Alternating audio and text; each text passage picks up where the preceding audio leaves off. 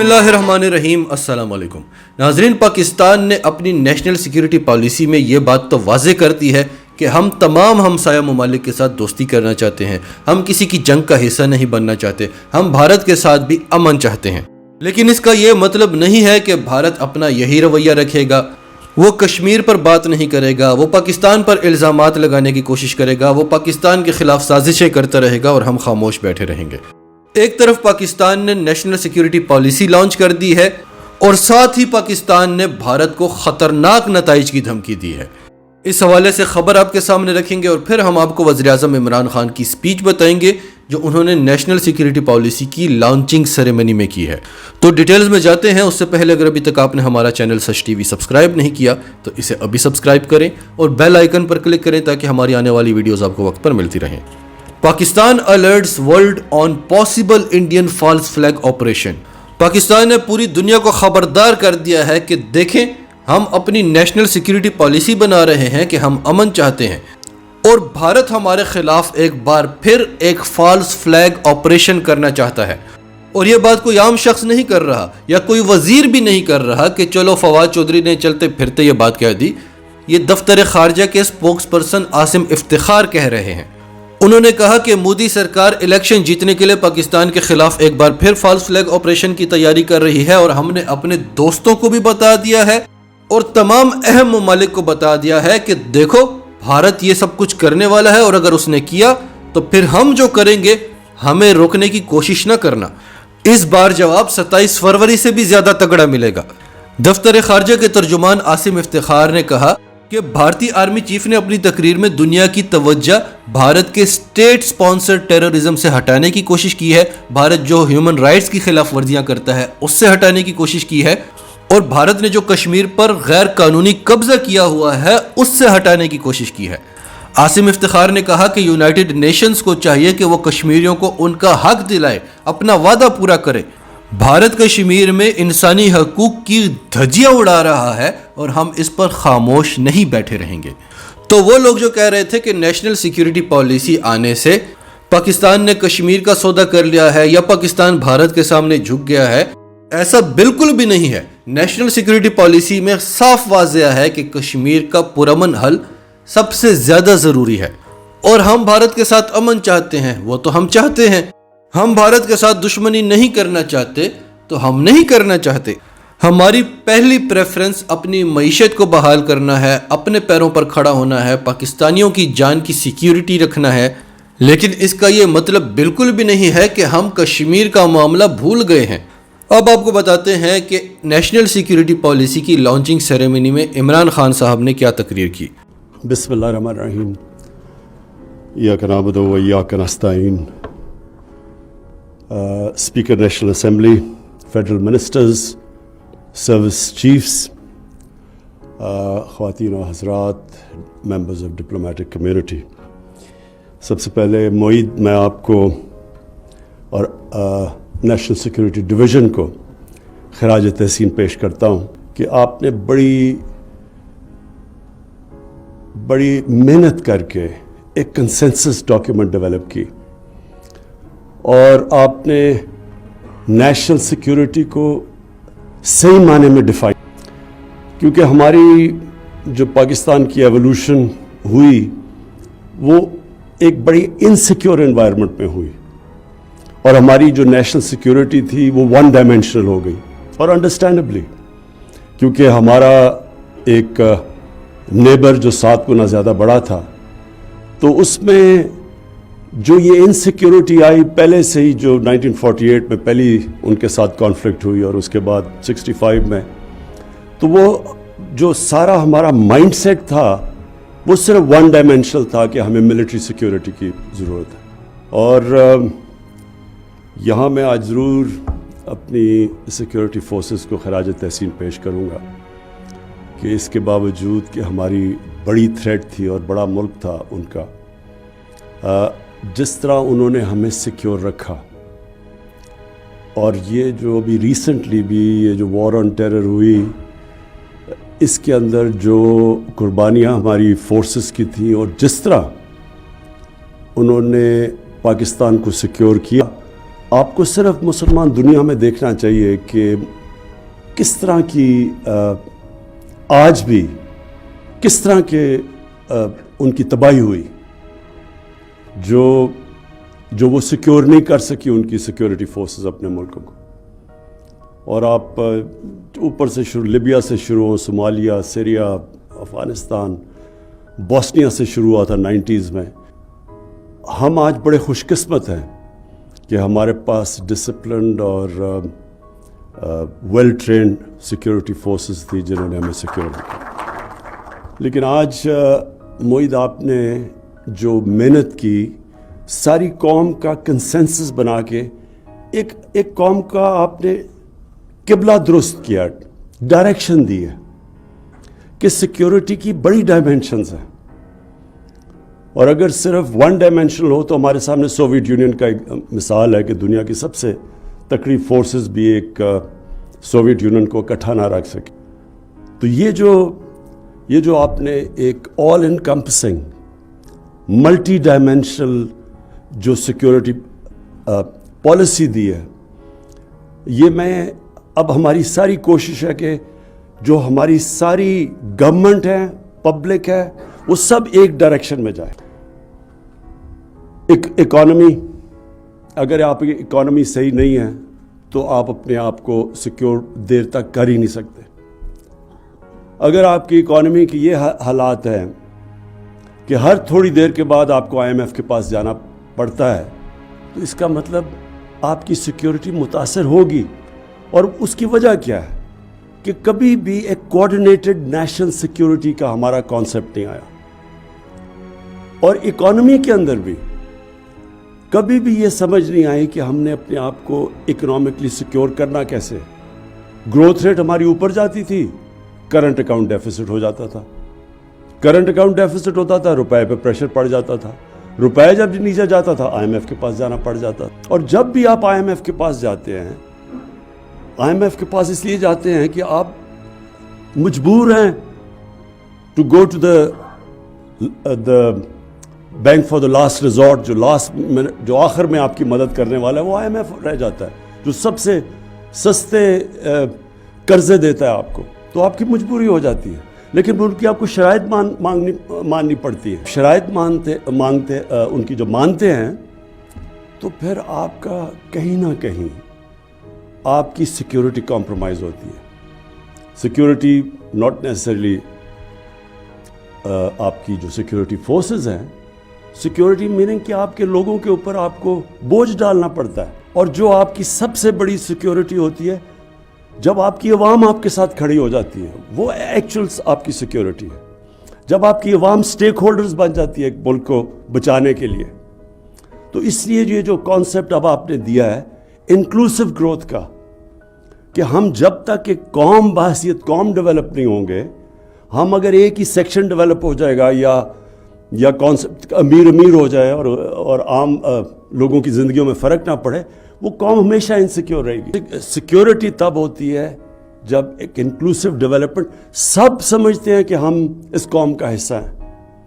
تو یہ جو آپ کا جو کانسیپٹ ہے انکلوسیو گروتھ کا، یہی جب میں مدینہ کی ریاست کی بات کرتا ہوں تو وہ پہلی دفعہ یہ کانسیپٹ آیا تھا انکلوسیو گروتھ کا. پہلی دفعہ دنیا کی تاریخ میں فیصلہ کیا گیا کہ ہر کمزور طبقے کی اسٹیٹ ذمہ داری لے گی. جو کانسیپٹ ویلفیئر اسٹیٹ کا آج ہے، جو میں سمجھتا ہوں کہ اسکینڈینیوین ملکوں میں، دنیا میں اگر وہ اسلامک کانسیپٹ ہے ویلفیئر کا، وہ سب سے زیادہ جو میں نے دنیا دیکھی ہے اسکینڈینیویا میں. ہر طرح ایک ریاست اپنے کمزور طبقے کی ذمہ داری لیتی ہے. وہ پھر اسٹیک ہولڈر بن جاتا ہے اس ریاست کو بچانے کے لیے، وہ اصل فورس بن جاتا ہے. ہر شہری پھر اس ریاست کو بچانے کی کوشش کرتا ہے. آپ اگر انکلوسیو اسٹیٹ کا دیکھنا چاہتے ہیں سیکیورٹی اور انسیکیورٹی، تو صرف ہندوستان کی تاریخ دیکھ لیں.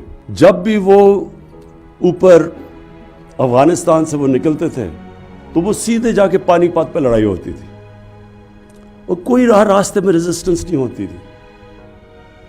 اس کی وجہ کیا تھی کہ فیوڈل سسٹم تھا.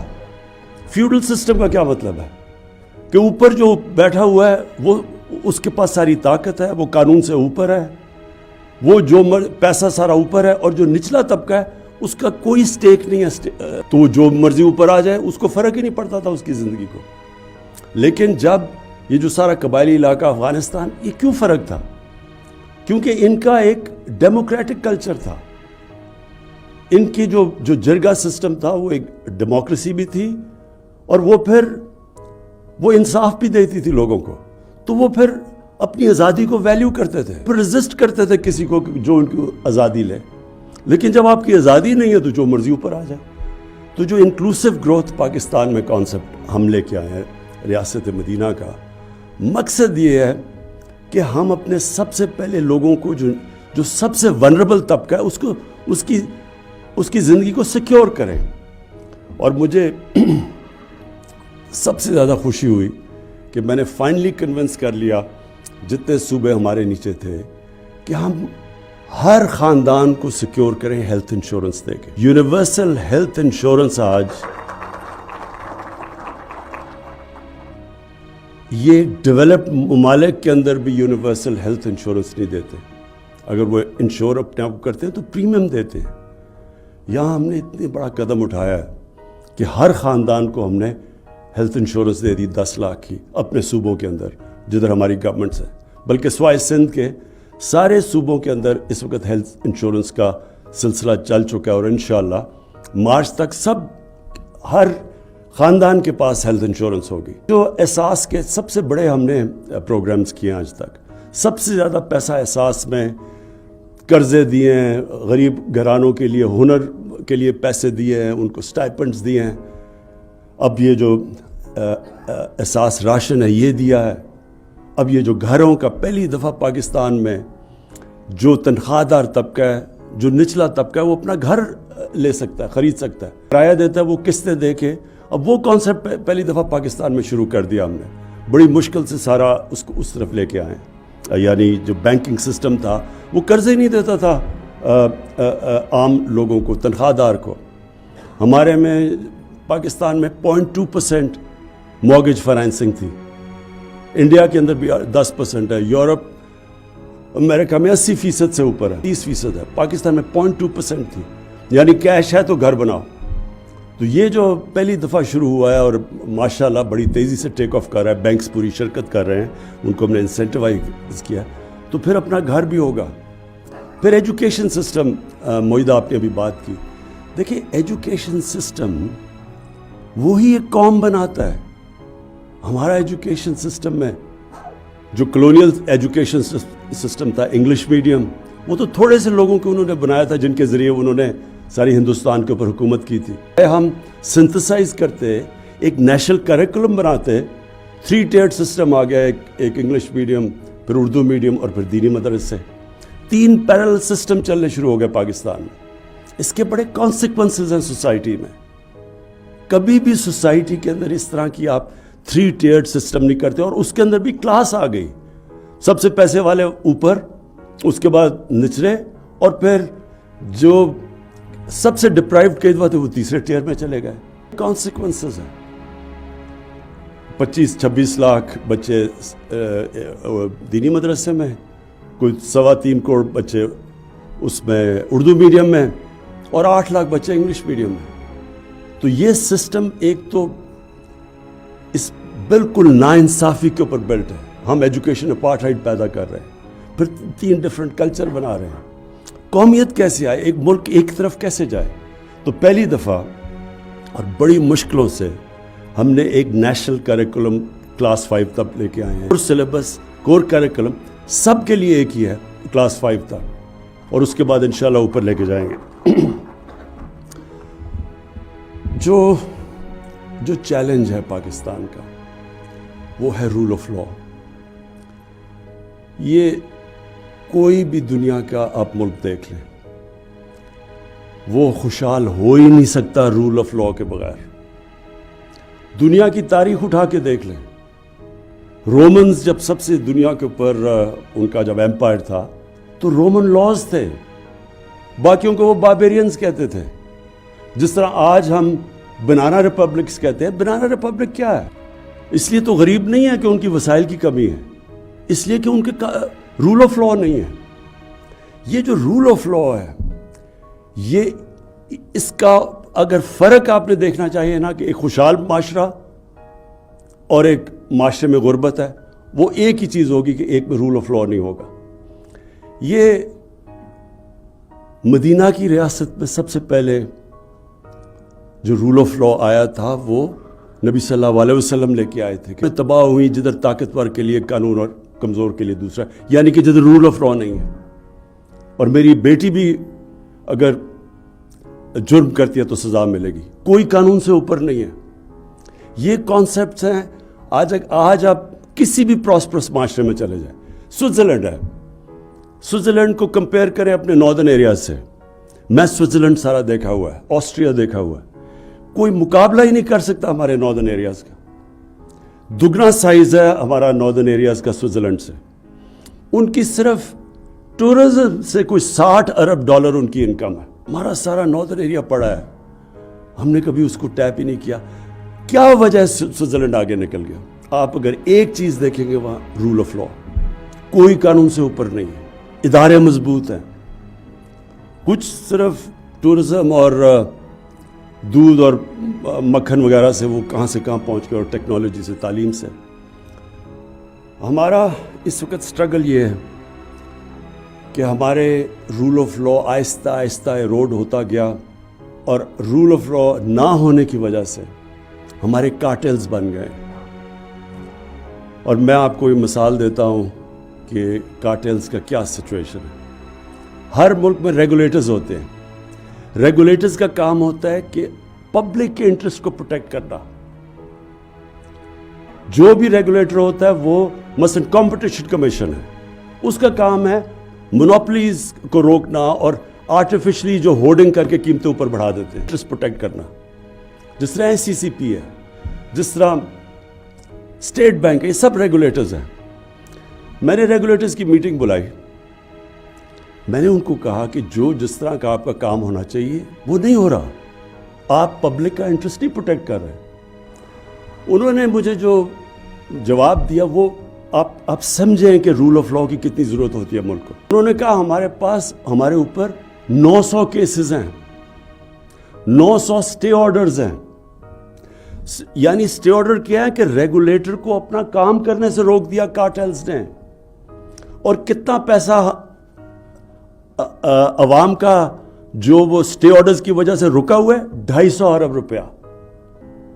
اور اسٹے آرڈر لیے ہوئے ہیں کیونکہ طاقتور ہیں. سب سے بڑی سٹرگل ہے ہمارا اور وہ سٹرگل کی طرف ہم نکل چکے ہیں. کبھی بھی اس طرح طاقتور کو اس معاشرے نے کوشش نہیں کی قانون کے نیچے لانے کی. اور یہ آپ کی یہ جو سٹرگل ہے، یہ ہے battle for soul of Pakistan. اور یہ بھی نیشنل سیکیورٹی پر ریفلیکٹ کرتی ہے. بہت زیادہ چیزیں آ جاتی ہیں. کانٹریکٹ انفورسمنٹ ہوگا تو انویسٹمنٹ آئے گی. فورن انویسٹمنٹ کی جو سب سے بڑا امپیڈمنٹ ہے کہ ان کو ڈر ہوتا ہے کہ جب وہ جا کے کہتے ہیں جی ہمیں باہر انٹرنیشنل آربیٹریشن چاہیے، کیونکہ وہ پاکستان کی جسٹس سسٹم کو کہتے ہیں کہ جی ہم اس کو ٹرسٹ نہیں کرتے. یہ بہت بڑی رکاوٹ ہے ہماری ملک کی گروتھ میں، اکانومی میں. 22 کروڑ کی عوام ہے اس وقت. ہمارا جو مارکیٹ ہے پاکستان میں اور ینگ پاپولیشن ہے، یا تو ہر دنیا کی بڑی کمپنی کو آنا چاہیے. جو نیشنل سیکیورٹی کی آپ نے بات کی، یہ ایک ملٹی ڈائمینشنل اس لیے ہے کہ سب کو ایک ہی طرف اب جانا ہے.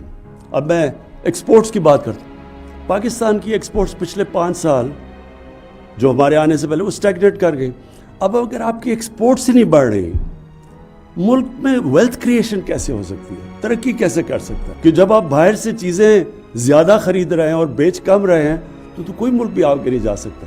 تو پھر جب ہم نے اسٹڈی کیا تو ریئلائز کیا کہ ہمارے تو جو ساری گورنمنٹ ڈپارٹمنٹس ہیں ان کا تو کوئی کنیکشن ہی نہیں ہے کہ ملک کی ضرورت ہے ایکسپورٹس بڑھانی، اور وہاں امپیڈمنٹس ہیں، رکاوٹیں ڈالی ہوئی ہیں ایکسپورٹرز کے راستے میں.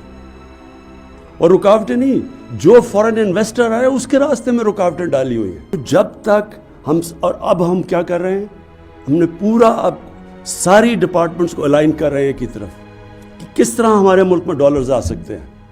وہ کون سی انڈسٹری ہے جو کہ امپورٹ سبسٹیٹیوشن کر سکتی ہے، کس طرح ہم نے چائنا سے کون سی एक्सपोर्ट ओरिएंटेड इंडस्ट्री को रीलोकेट करवाना है पाकिस्तान। हमने एग्रीकल्चर में क्या करना है, क्या वजह कि हम इतना बड़ा बिल है हमारा पाम ऑयल इंपोर्ट्स का, क्यों सारा हमारा पास कोस्ट पड़ा हुआ है, समुंदर पड़ा हुआ है जिधर पाम ऑयल उग सकता है। यानी ये कभी भी चीज़ें नहीं हमने सोची कि हम किस तरह अपने मुल्क में अपनी एक्सपोर्ट्स और अपनी ये जो करंट अकाउंट का जो बॉटल नेक आता है इसको कैसे दूर कर सकते हैं। एक्सपोर्ट्स सिर्फ थोड़े से इंसेंटिव्स दिए और IT एक्सपोर्ट 70% बढ़ गई है और सबसे तेज़ी से बढ़ रही हैं, और सबसे जो फ्यूचर है वो टेक्नोलॉजी में। कहने का मकसद ये है कि हमने जो ये नेशनल सिक्योरिटी पॉलिसी लेके आए हैं ये ऑल एनकम्पसिंग है। इसमें चैलेंजेस भी आगे क्या हैं। पानी का बड़ा चैलेंज है। पहली दफ़ा गवर्नमेंट 10 नए डैम्स बना रही है। इंशाअल्लाह इसको हमने डेकेड ऑफ डैम्स बनाया है कि हम अपने आप को पानी से सिक्योर करने के लिए ये जो हमारी डैम्स हैं ये 10 साल तक कंप्लीट हो जाएंगी, जिससे वाटर रिजर्वॉयर बढ़ जाएगा, जिससे हमारी फूड सिक्योरिटी को इम्पैक्ट आएगा। दूसरा, क्लाइमेट चेंज, ये एक बहुत बड़ी थ्रेट है। पाकिस्तान वनरेबल है, उन 10 मुल्कों में से है जो सबसे ज़्यादा वनरेबल है क्लाइमेट चेंज के लिए। और मुझे फ़ख्र है कि हमें दुनिया अब एक्नॉलेज करती है कि हम उन मुल्कों से जिन्होंने सबसे ज़्यादा आगे प्रोग्रेस कर रहे हैं क्लाइमेट चेंज की तरफ, क्लाइमेट चेंज के इफ़ेक्ट्स को मिटिगेट करने की तरफ। ये भी नेशनल सिक्योरिटी का हिस्सा है। और फाइनली जो हमारी डेवलपमेंट की, जब इंक्लूसिव की हम बात करते हैं तो हम एक तो ये करते हैं कि हमारा जो निचला तबका है उसको हमने ऊपर उठाना है और उसकी पूरी कोशिश है, लेकिन साथ साथ जो हमारे इलाके पीछे रह गए हैं, बलूचिस्तान पीछे रह गया, हमारी नेशनल सिक्योरिटी के लिए ये भी बहुत ज़रूरी है कि बलूचिस्तान की हम डेवलपमेंट के ऊपर एक्स्ट्रा तवज्जो दें जो हमने नहीं दी। हमारा जो मर्ज डिस्ट्रिक्ट्स हैं, फॉर्मर कबायली इलाका है, उसके अंदर जो इकोनॉमिक इंडिकेटर्स हैं, जो ह्यूमन डेवलपमेंट है, वो बहुत पीछे रह गई है। ये भी बड़ा इंपॉर्टेंट है कि उनको हम स्पेशल पूरी कोशिश करें कि उनको ऊपर लेके आएँ। जिस तरह ईस्ट जर्मनी पीछे रह गया था, जब यूनिफिकेशन हुई तो एक्स्ट्रा पैसा खर्च किया गया ईस्ट जर्मनी के ऊपर कि उनको उनकी स्टैंडर्ड ऑफ लिविंग ऊपर लेके आए। तो इसलिए, और उस तरह गिलगित बल्तिस्तान उसका एक लिम्बो में था, उनका स्टेटस ही वहाँ बड़ी डिसकंटेंट पैदा हो रही थी, तो उसका हमने प्रोविंशियल स्टेटस किया ताकि वो भी एक अपने आप को फील करें कि हम भी पाकिस्तान का हिस्सा है। सो हम जो डेवलपमेंट की इंक्लूसिविटी की बात कर रहे हैं वो सिर्फ निचले तबके को ऊपर नहीं लाना, बल्कि वो इलाके जो पीछे रह गए उनको भी हमने साथ डेवलप करना और उनके ऊपर पूरी तवज्जो देनी। आखिर में फिर मोईद आपको और आपकी नेशनल सिक्योरिटी डिवीज़न को ख़ास तौर पे खराज तहसीन पेश करता हूँ कि आपने बड़ी मेहनत की और एक ऐसी डॉक्यूमेंट प्रोड्यूस किया है और नेशनल कंसेंसस डेवलप करके जो सारों को अब ओरिएंटेट कर रही है ऑल एनकम्पसिंग नेशनल सिक्योरिटी की तरफ। शुक्रिया। नाजरीन, आपकी सबके बारे में क्या राय है, कमेंट्स में अपनी राय का इजहार करते रहें। और अगर आप हमारे चैनल पर नए हैं तो अभी सच टीवी को सब्सक्राइब करें, सच टीवी फैमिली का हिस्सा बने, और हमारी वीडियोस पसंद आएँ तो उन्हें लाइक करें, शेयर करें, ताकि ज़्यादा से ज़्यादा लोगों तक ये मैसेजेस पहुँचते रहें।